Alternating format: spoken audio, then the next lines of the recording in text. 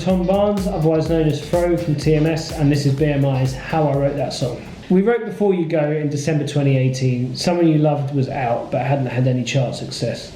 Lewis's album was pretty much done. They were just looking for a couple of album tracks really. We got together in the studio with our mate Phil Plested.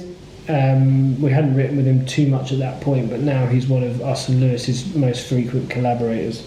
Lewis came in with a verse on his phone. He often does. He records so many little ideas at home, in his studio, in his bedroom, on tour. We start like that a lot. Within a couple of hours, we had all the melodies down, a rough chorus lyric, and a sketch of the production. We didn't really discuss any specific situations as we wrote. Lewis has said that he took inspiration from somebody close to him who took their own life. I'm sure we all had different life experiences on that day that we were drawing on, you know. I know that the song is really personal to Lewis. He manages to convey such strong emotion when he sings. He can tell a story and you just feel it relates to you. That's what makes him so special.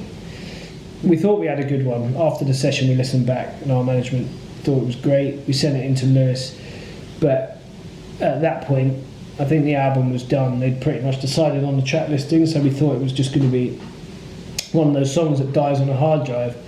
But in the summer of 2019, after Someone You Loved had topped the charts, they came back to it for the repack, which was great.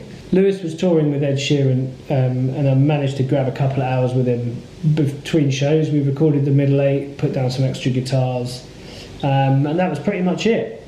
We watched from a distance as the song slowly climbed the US charts. It was a strange rise for us because we were at home in the UK. There was a pandemic on.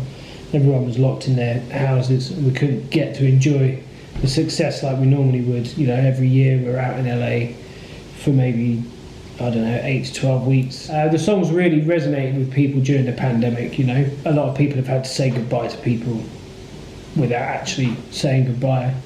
And this song really speaks to them. Hopefully it's helped them out a bit and helped them process their emotions. It was an honour to write it with Lewis and Phil and to watch it fly, and hopefully there's plenty more in the pipeline. And that's how we wrote Lewis Capaldi's Before You Go.